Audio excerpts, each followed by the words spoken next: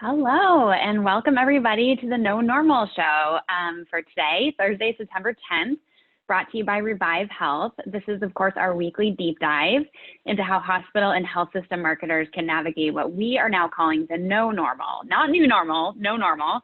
I am Sarah Natoli. I'm a senior content strategist at Revive, and I am so excited to be your guest host for today. I am also joined by Jaleesa, a marketing specialist at Revive, and she is kind enough to sit in today as the show's producer. And I am very, very excited that we have Beth Toner as our guest today. I have had the pleasure of working really closely with Beth. We'll be talking about nursing today, and Beth and I have actually been working with a team to launch a new community for nurses. So that's Shift Nursing, if anyone wants to check that out in the show notes. So let's get back to Beth. Beth is currently Senior Communications Officer at the Robert Wood Johnson Foundation. We'll talk a little bit more about what the foundation does today too. She has worked there since 2012, but she has a wealth of experience, 25 years in marketing and corporate communications, which I see the benefits of, in every conversation we have, I think, Beth. She worked previously at the Children's Hospital of Philadelphia and UPenn Health, as well as Accolade, which is a health benefits, or rather health employee benefits company that you may have heard of. And then finally, most interesting perhaps for today's conversation, Beth is also a registered nurse with great experience in long-term care and community health. Beth, how are you today? I'm fine, great. It's good to be with you guys. Yeah, we're so excited. So we just have a couple of show notes that we go through, some housekeeping so everyone knows how things work, and then we'll dig into the interview. So on this podcast, of course, if you're new, we share industry trends, research, and stories. We look inside and outside of the industry. We really want to help health system marketers navigate the no normal successfully. It is okay if you are thinking, what is this no normal that Sarah is talking about? We have a blog post explaining our philosophy behind that. Jaleesa will post it in the chat function, so you can take a look at that, check it out. If you are listening live, listen up here. So if you have questions, please use the question queue in Zoom. Jaleesa is going to man that for us, and we will get to those, as it makes sense in the show. If you'd like to talk to, other attendees, you can certainly use the chat function for that, but please use the question queue for us. And also remember that this podcast is in iTunes. So I find it really helpful to just subscribe to my favorite podcasts. They automatically go to my phone. I know I'm never going to miss a show. You can also visit our website. We will post this later today. So that's thinkrevivehealth.com/COVID-19, a wealth of other resources there too. Okay, so that's all for housekeeping. Today, we are really going to spend a lot of time talking about how hospitals and health systems can strategically work to better engage and thus retain, which is key, their nursing staff, right? So we all know about this nursing shortage. It is not getting any better with COVID. Beth is going to give us, some really interesting insights into what this audience can do. I think what we'd like to do first, though, Beth, is, as I was thinking about, all these different pieces of your career and how they fit together, I kind of had to make a little diagram for myself to keep track of it all. Is there any additional color that you want to give to pieces of your career highlight for the audience today? I think the thing I would share is I always joke with people, I started out as a theater major in college, and that worked out so well, I wound up being a nurse. Which, by the way, improvisation and nursing are not so far apart as you might think. But no, I'm joking, but I will say that I think it was, honestly, working in healthcare marketing was one of the things that drove me into a nursing career. Just seeing what nurses did, seeing the impact they had on their patients, the way they supported each other. And don't get me wrong, nurses don't always support each other, but what I saw, and just the perspective that they had on the healthcare system and on the way they cared for patients. Physicians are important, but nurses have a different perspective. So for sure, it was my experience in healthcare marketing that was one of the reasons I went to nursing school at the age of 43. Oh, I love that. I would love to tell the listeners, I think a lot of people are familiar with the name Robert Wood Johnson Foundation. You know, you're the largest healthcare philanthropy in the country. But I think it would be great if we could just talk a little bit more about what the foundation does for those who aren't as familiar with sort of the, you know, how the foundation works and the types of programming. Sure, I'd be happy to. I will say that, you know, I will be honest, I didn't know really what the foundation did until I started. You know, my kids were excited that my two older kids were teenagers when I got the job at the foundation, and they were like, they talk about the Robert Wood Johnson Foundation on NPR, which tells you what kind of nerd children I'm raising. But so they were excited. But yeah, you said it, Sarah. You know, we're the largest philanthropy solely devoted to health. Right, you know, our big broad mission, we talk about wanting to build a culture of health, which means ultimately supporting work that gets our society to a point where everyone, regardless of where they live, learn, work, and play, has an equal opportunity for health and well-being. So we view, you know, health pretty broadly, right? It's what are all those things that impact your health and the community, and how do we support ways for those things to happen to you, not looking beyond your zip code, right? We know that some people in certain zip codes, you know, live shorter, sicker lives, and that's not okay with us. And the goal of the foundation is to support folks who are doing work that will ultimately create a world where that is not the case.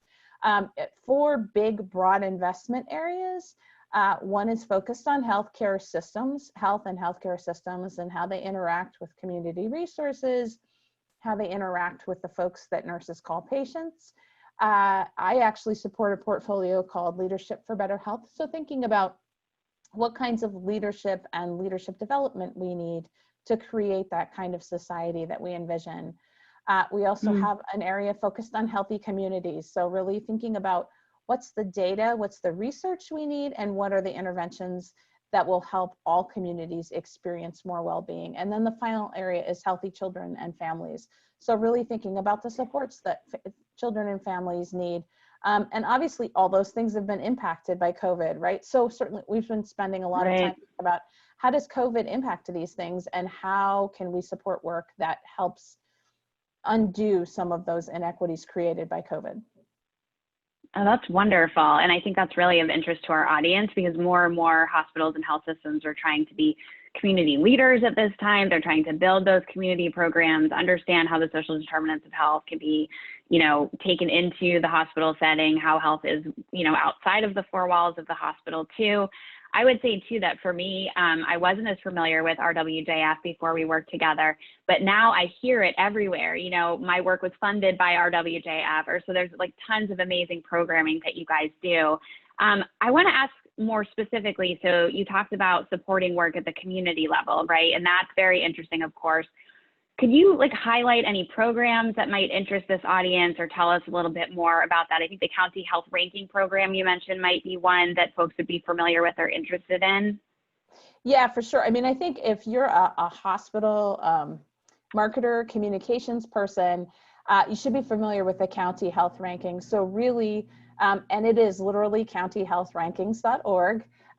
If you go in there, you can put in your state, your county. You can, first of all, it ranks counties by a number of metrics around health. And again, we think about health more broadly than just those physiological things that we think about related to the body, but also things like access to healthy foods, right? Is that county a food desert, or can you get access to fresh, healthy foods? Safe places to exercise, things like substance and alcohol abuse, you know, poor air quality days, those kinds of things. And so counties are ranked from number 1 to whatever the last number county is in your state. And it's not to scold or shame counties. It's to give public health officials, it's to give hospitals, it's to give community decision makers information about the ways that their populations are struggling when it comes to health. And then I think the message for particular for marketing folks is understanding the challenges that your community faces, right? And I worked for Penn, and Penn, you know, marketed to a very broad audience in the tri-state area in Pennsylvania, right? New Jersey, Delaware, Pennsylvania, competitive, very competitive market, right? A lot of academic Yeah. medical centers for sure.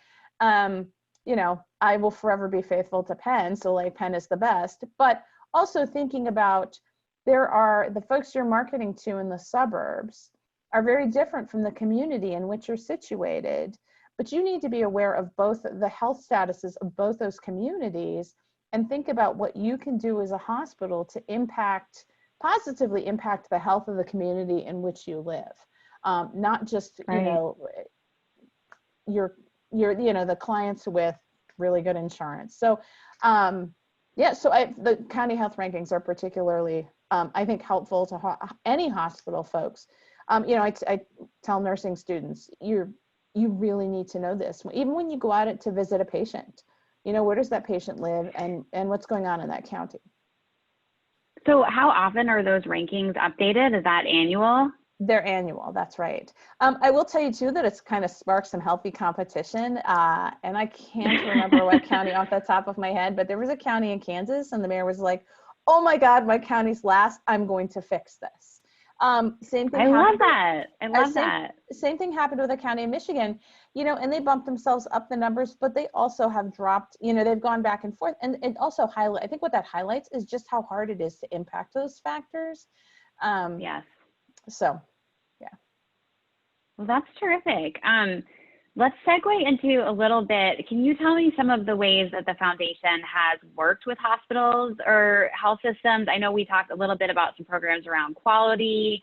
I think there's some things around bedside care, where this may be nurse driven. I would love to hear more about those and sort of give our audience a flavor for how their organizations might partner with an organization like RWJF.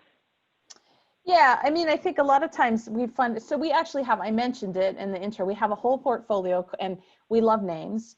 We also love acronyms. So we have a portfolio called Transforming Health and Healthcare Systems, right? And when we talk about it internally, we refer to it as the acronym, which is really funny because none of us can remember the acronym because it's such a long name. But really this whole investment portfolio is focused on investments that look at how health integrates with the health systems in your community, right? Whether that's the hospital, the community clinic, how transitions of care are made. We had a big initiative that ended 5 or 6 years ago called Aligning Forces for Quality. And it was really focused in a number of test or pilot areas, pilot communities on how all those integration, how all of those things integrated together, right? Community health, hospital, community organizations, thinking about things like transportation and food deserts. Also just working on the quality of the patient experience, right? Like how do we get to patient-centered care? You know, I worked with that team briefly and was lucky enough to work on a project that really focused on narrative in healthcare. So what are the stories that providers and patients are telling? Not that a patient gets up on a stage and tells a story, but what is that patient saying when they're in the bed or they're sitting in that exam room chair? What are they communicating to you? What stories that they're telling? And what clues can you get from that to provide more patient-centered care, right? And we all respond better to stories, right? Rather than data, responding to stories. We also have supported, this is one of my favorite projects, and it happened before I even joined the foundation. It's called Transforming Care at the Bedside. And it really focused on what frontline staff see as they're going about their daily tasks and thinking about suggestions they have for translating that into practice changes. One of the coolest things that arose out of a lot of those Transforming Care at the Bedside sites was the idea of a rapid response team. Right, so not a code team, but not waiting till you get to the moment where you're calling a code, right? Like somebody, and it can be done like for those of you who have not been in nursing school, you know, it's actually true. Nurses will tell nursing students this, but nurses kind of have a spidey sense. Their vitals could look well. Their vitals could look great, right? You look up in the monitor, their heart rhythm looks okay, and you look at the patient, you're like, holy moly, they do not look good. And you know, trusting the nurse's instincts to say, hey, I think something's going wrong, right? And calling a rapid response, and they're not being fallout for that, right? So that's a very cool project, and you know, I think what's cool for me is just knowing that nurses so often have that frontline vision and understand things that could be working better within the system and for patients. And it allowed them to be heard and to see that translated into real practice. I love that. And I laughed when you said spidey sense because, well, that's a funny turn of phrase, but also all of the nurses that I've been talking to over the summer, so often it comes up in conversation that they just have these gut feelings. It's these years of experience, like this patient just doesn't look right. I can't put my finger on it, but I know. And more often than not, you know, these gut level, spidey sense, whatever you want to call it, like they are true, you know, and the nurses are the ones to call attention. So I love that program.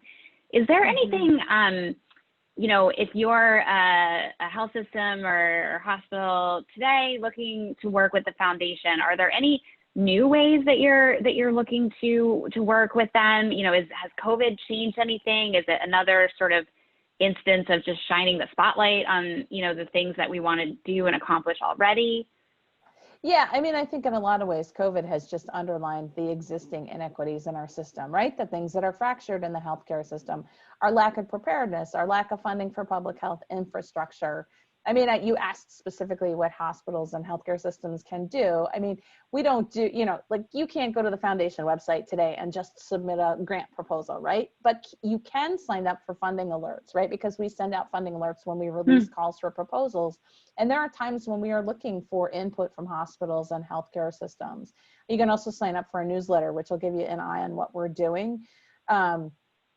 But yeah, I mean, I think a lot of our COVID, we've done some COVID response, and really it has been our focus for those has really been on, in the moment, trying to alleviate some of the stark inequities that are occurring. You know, I mean, communities that were already suffering have been made to suffer more, right? Like, I think that is just, right. You know, and I think we're going to be seeing the fallout of that for a long time to come. So that's what the foundation's thinking about now, even when it comes to nurses, like what will this do just in terms of our workforce? You know, will nurses leave the bedside? I think they will. Will other folks sign up for nursing school? I think they will. I think this, you know, I had a colleague who said this could be the 9/11 effect, right, for nurses. So many people signed up to be a firefighter post 9/11. I think people sign up for nursing school, but then that also leads to the question, who's going to teach them, right? Because we know that there is a generation of nursing instructors who are getting ready to retire. And then I think the other thing is just how do we help the nurses who stay? I think everyone, I mean, this is a broad generalization, but I think a lot of nurses are traumatized. To be really blunt, no healthcare provider should be in the position of being the person who helps somebody say their last goodbyes in a room by themselves with that patient. I understand this is the way we've had to do things because of this disease, but it's super traumatic, right? Like that, and doing that day in and day out is really, really hard. So we have to think about, and it's not just nurses, right? It's occupational therapists, it's physicians, it's frankly, it's the folks who help clean the hospital rooms. That is also hard, coming in after somebody has died, cleaning out that hospital room and putting those things away. That is also hard. And I think we need to be thinking about that. Absolutely. So before we dig really deep into nursing, I have sort of one more question. I think, like, I would love to ask you and have you share with our listeners, if you know, could look back at your healthcare marketing self, like what would you tell Beth earlier in her career? What would you want her to know about, you know, what her priorities should be, what she should listen to or not? Because I think now you have this tremendous set of perspectives and places that you've been and people that you've interacted with. What advice would you give your former self and, you know, by extension, our audience?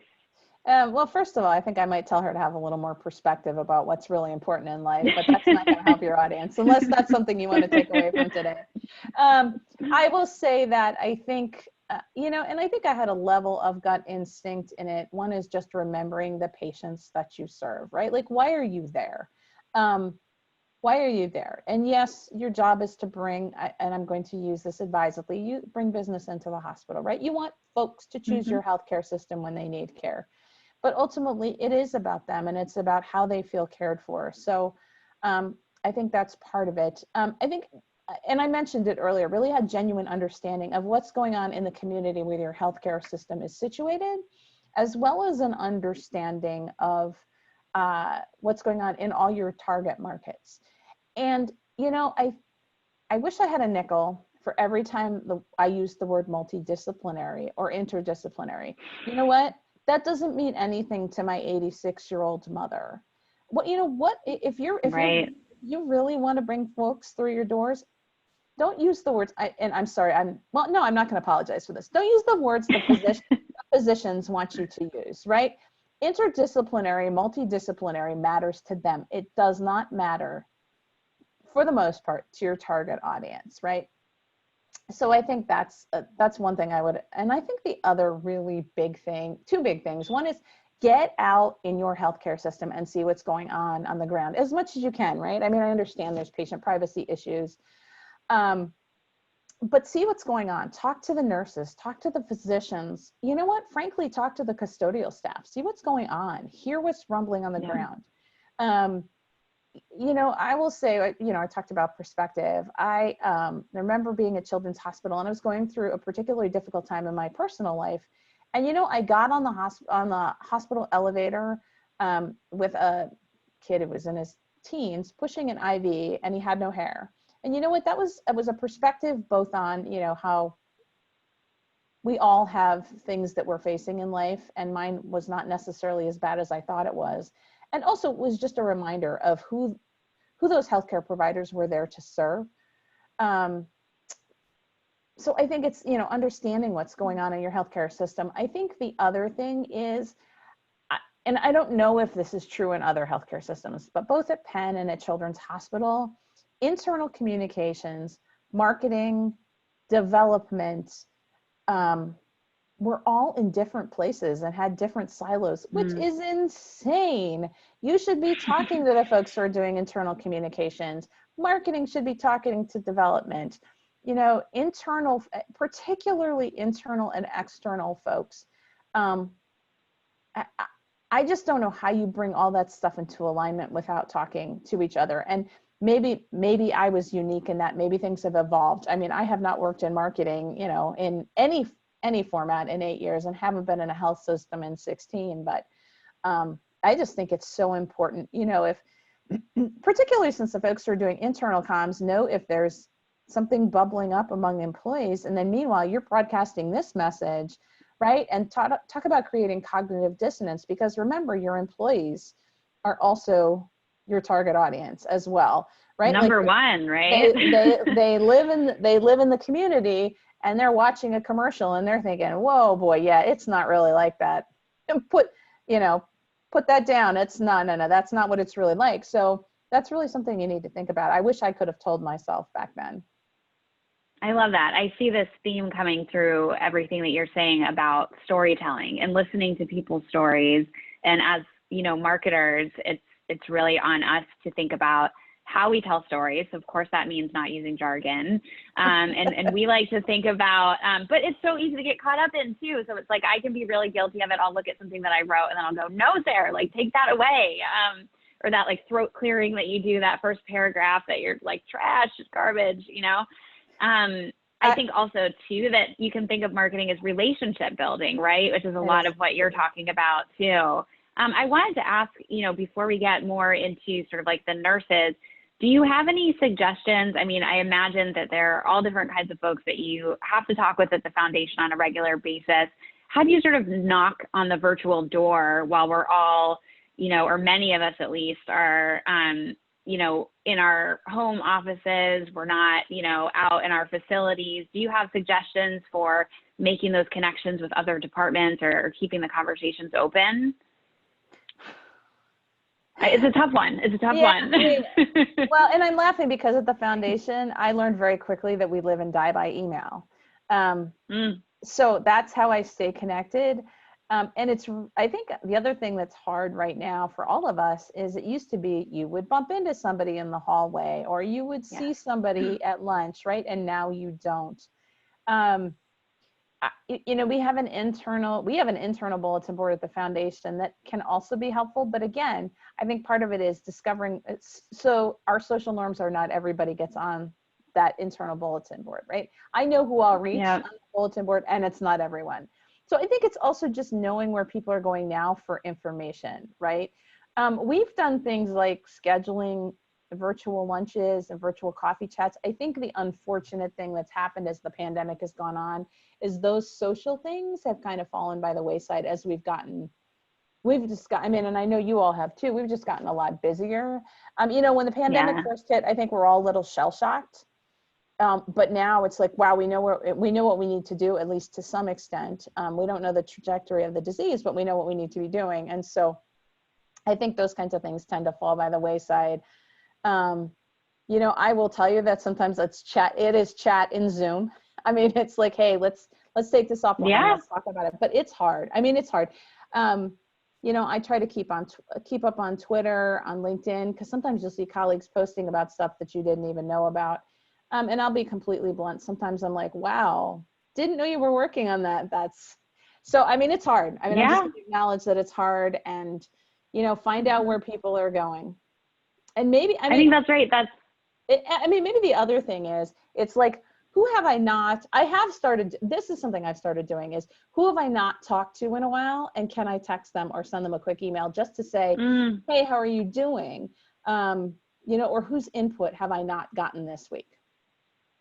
That's terrific. I kind of try and do something similar where I will, like, we use Slack at Revive. So I'll look at my Slack and I'll think, you know, I haven't talked to Jaleesa in a while. Maybe I'll just say hello, you know, talk about how we used to grab coffee together in Nashville. We can't do that right now. And I might learn in the course of that about something really cool that Revive Marketing is doing that I wouldn't have known about otherwise. I think we can all sort of take that tip, like know your audience internally too, know the channels they go to, and then make a concerted effort to reach out to people. I really want to dig into your experience as a nurse. We started to get there. It's tough stuff. I think we want to talk about how health systems can better engage their nurses. And, you know, what can the marketers do to facilitate some of that communication? So I know, like, I've been talking to a lot of nurses through our work together, and I hear that communication is just sort of like a fundamental barrier and issue. There's either a lack of it or it's not the right communication. So, you know, what insights do you have to offer, you know, coming from your Beth as a nurse, Beth as a marketer, as a comms person, like all these different perspectives? What do you think nurses want? And what, I should do one more caveat, longest question ever, but obviously hospitals and health systems are in this position where sometimes they have to ask nurses to work extra shifts, do things, you know, that are not ideal, right? We're sort of all living in that place in the pandemic, but within that, you can still respect folks, engage folks, get to know them. So I think that's what we're looking for. Yeah, I mean, this is really hard because I have two in some ways these Venn circles overlap, and in some ways they don't.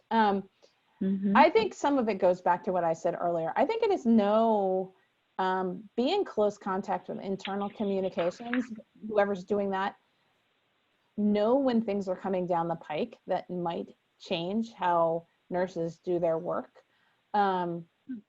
I think the other thing is, don't just know what the official party line is.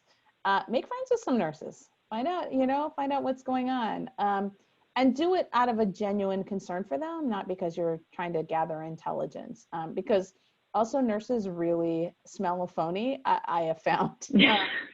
So you have to be genuine about that. Again, I think as you're thinking about your external messages, does it really align with what nurses are experiencing in the health system? I had a student in one of my classes, and she actually had more experience as a nurse than I did, and she worked in a hospital, and she was really struggling with, you know, the hospital's putting out these beautiful brochures that are, you know, frankly, I mean, I'm going to be really, really blunt here, folks, multicultural, you know, showing a variety of ages and ethnic groups who are nurses. She said, when in fact, what's going on is it's, you know, we hire all older white women, and there's all old white guys hanging up in the board hall, you know, coming into the hospital.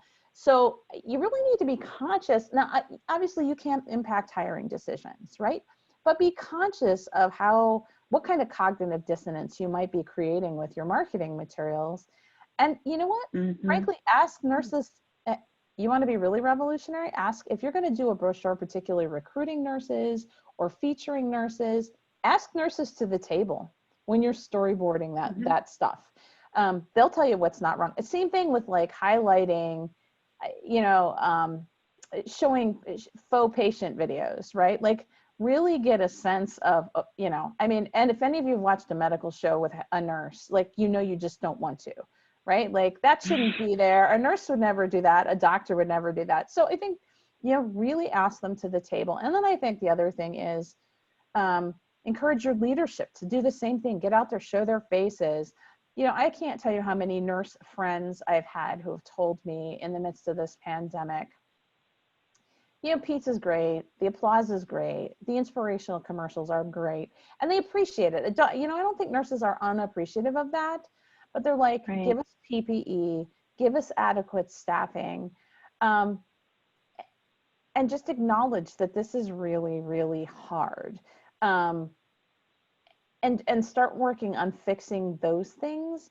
And I think that, marketing folks can be a part of that solution, right? I think at least elevating that and encouraging leadership to work on resolving some of that cognitive dissonance.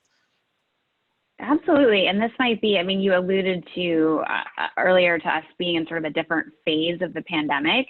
If you as a marketer were doing some listening earlier, you might want to see how you can listen again now. So I know that some nurses that I've talked to are really in a different place, right? Their patience has worn thin with some of the things that have been going on. They're feeling really depleted. Can I do another wave of this? So how have people's feelings changed? And in terms of some of those gestures that you were talking about, some of those, like Instagrams or the applauding or nurses as heroes that I think really it seemed to boost a lot of nurses up at certain points. Maybe are they falling flat now? Is that the right thing to say? So just considering how your audience may change too, right? Yeah, and I think the other thing is I was thinking about this today because we in our prep for this, we were talking a little bit about this, and one is don't hesitate to tap, just as you're thinking about nurses, whether you're recruiting them, retaining them, talking about them. Nurses, and there's a few bad apples in every profession, including the health professions, right, who didn't get into it for the right reasons.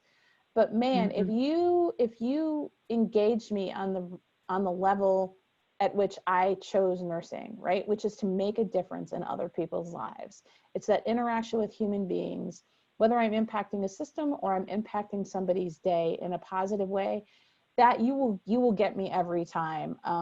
Penn Medicine did, and this is long after I left, did a great website called The Difference Makers, and the website itself is still live, and it's just highlighting kind of the above and beyond things that healthcare providers do. And I look at that site and I'm like, yep, yeah. And every time I've watched that commercial, I cry because this is why I got into healthcare. This is why I chose nursing. I think the other thing is just creating a culture of empathy, right? Or a tone of empathy in your materials. Cleveland Clinic, and you can also find this on YouTube. I'll see if I can back and forth and find the video if it's still live. Did a great video that was aimed at their employees around empathy. Right? So if you, and I'll try to find it, but I think if you Google Cleveland Clinic empathy on YouTube, or, search YouTube for that, it's an amazing video that just shows what people are really bringing to their interactions with each other in the healthcare system. And it includes healthcare providers, right? So I think it's just cultivating that. And frankly, when you interact with leadership, encouraging that as well, right? Like particularly in the midst of this crisis, a little kindness goes a long way. We've gotten to a point as a nation where we don't think about what everybody brings to each interaction. And as my sister's also a nurse, and she once said to me, she said, if you're having a bad day, chances are good the patient is having a worse day. And I think that we as marketers can remember that everybody's bringing something to the table, and the more that we can create that tone of caring, right? But it has to be genuine, like I said, but if we can, I think the better off we'll be. Yeah, I think that's really wonderful. So this is sort of a follow-up and add-on, but, a lot of our, health systems and hospitals, they have, really robust physician engagement strategies. They're formalized, et cetera. What do you think about a formalized nurse engagement strategy? One, would that be effective? And two, in our dream state, what would that look like and what problems could it potentially solve? And I'll just drop a hint, like, what do you think about the nursing shortage, and could we, make an impact there? Well, yeah, 100%. A nurse engagement strategy is a great idea, right? It's going to cost, I think it's going to cost, well, I know it'll cost you less.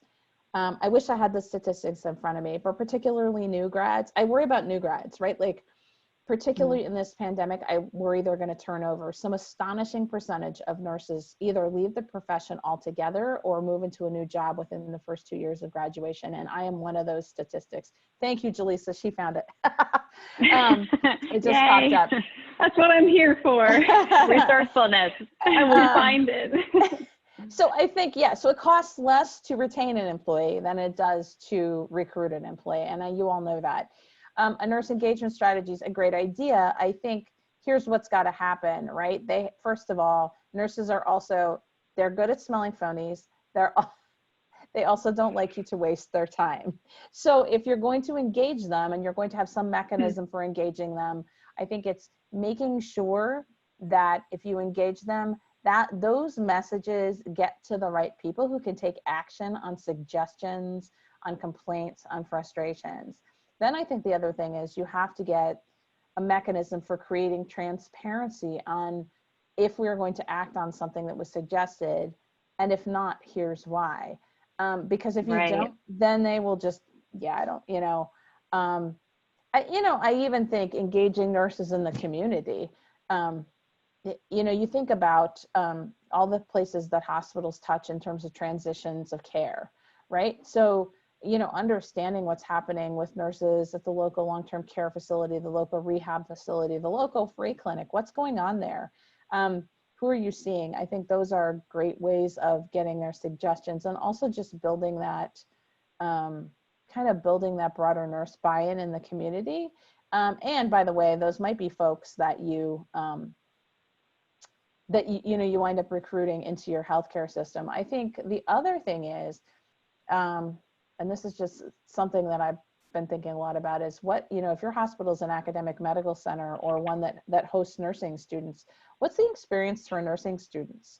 So important. Host a forum for nursing students before they head out at the end of the semester after their clinicals. What was their experience with the floor nurses? What was their experience with the hospitals? I find that nursing students often see things that staff don't see because they're so new to that environment, and getting their ideas and their opinions. Now, I mean, granted, they're also new, so there are going to be things that they won't see. Right. But I mean, I think that's also a good avenue of engagement. And by the way, if you really engage the best nursing students, they might be some of your future employees. So. Oh, terrific. I think I almost see, like, we talk about this first mover advantage with COVID at Revive. How can you get patients back in the door and help them understand that your facility is doing everything to keep them safe? And maybe there's a similar thing, with your staff and with nurses. Can you be the hospital that's known for listening to your nurses and doing these things to authentically, which I think is what you're really hitting on, Beth. Nurses really crave and demand really authenticity, right? How can you do that? So I think I'm seeing from Jaleesa that we have a question, right? So let's grab that. So due to the current situation, what are some main ways to help raise morale during this hard time? So this is a tricky one, Beth. Maybe some of it is that theme of authenticity, but is there anything that you want to elaborate on, or anything that you've seen that's been really effective? Yeah, I mean, I think authenticity is key. Here's another one. And I have a friend who's been working critical care and also doing some hospice in this crisis. Wow. She said the thing that's most frustrating to her are those and it's nurse leaders, it's also other leaders, right? But leaders who come out on the floor and kind of show their faces, hey, how you doing? Thanks for all your hard work. And they wander away, right? So it's great that leaders show up and say thank you. I think that is important, right? But I also think it's important, and this is what my friend said to me. She's like, the leaders the leaders I'm most engaged with are the leaders who also, they either say, oh, clearly you need X, Y, and Z, or do you need X, Y, and Z? Then they go away and make sure that they have X, Y, and Z, right? So advocating for those frontline folks, or better yet, rolling up their sleeves if that's within their skill set and getting to work, right? Like, hey, by the way, I'm a nurse manager, but holy moly, you got 20 patients who need vital signs. I got that. Don't you worry about getting morning vitals on these patients. I'm going to make the rounds. So I think it's encouraging your leaders to roll up their sleeves and dig in when they can, or at least advocating for the things they need. I think the other thing is mental health, right? Like, do not underestimate the impact of this disease on healthcare providers. We've learned, Sarah, we've learned through working on shifts that nurses are sleeping in their cars, renting apartments so as not to expose their family to COVID. So there is fear, there's the trauma of watching people die alone. I will tell you, if y'all want to do an experiment, get into some isolation gear if your hospital has plenty. It is really important, but it is also really difficult to work in. You feel kind of muffled, and it's also very hot, and it can be really overwhelming. So, I think it's understanding that mental health aspect, and boy, advocating that mental health supports are there, and they're there in real time, and support providers and supporting each other, because even just advocating for nurses to have a time to decompress and to support each other at the end of the shift. And then it's the basic stuff, right? Making sure that you have PPE, making sure that the recommendations you're making to them about the use of PPE don't fly in the face of patient safety. And by the way, everything we were taught in nursing school, the things I heard about how nurses were instructed to use N95s are things that literally would have gotten me failed out of nursing school. Literally. I mean, like, I would have been failed. So I think it's understanding those things and really seeing what's going on. But I think just having the supports and advocate for your staff. Like, I think that's huge. Well, that's wonderful. I think we're about to close, but I'll share one little anecdote that might resonate given what you said. I mean, I heard one nurse talk about her leadership walking the floor and really helping nurses who are suiting up in the PPE on the COVID units, giving them a check and kind of boosting them up and helping them put on some of their gear, and applaud them for doing that and being right there. So that's maybe one other way to kind of be with nurses, even if you're not on the floor and able to run the IV or whatever it might be. So all of those things are terrific. I think with that, we're going to close out the show. Beth, I'm always so excited to talk to you, but I'm really excited that our listeners got a chance to hear your perspective and, just understanding all these things about the community, about nurses, storytelling, listening. So thank you so much.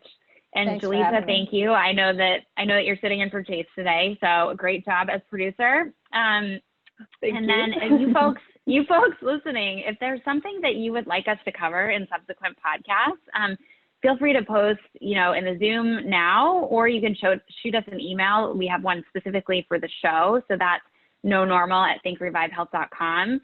We will get, if we don't have anything that Beth had talked about, we'll get it out with the recording later today. And then next week, we will be joined by Alan Shoebridge. She's the Director of Marketing and Communications at Salinas Valley.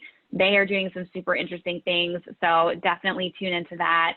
And just one more mention of our website. So it's thinkrevivehealth.com/COVID-19. You can get that recording. And all of our content related to the crisis. I see that we have one more question. I think Jaleesa, do you want to, so the question is about an opportunity to offer a transcendental meditation program to a certain number of employees, and just wanted to get like a quick answer from you if you think that would be welcomed as an authentic gesture.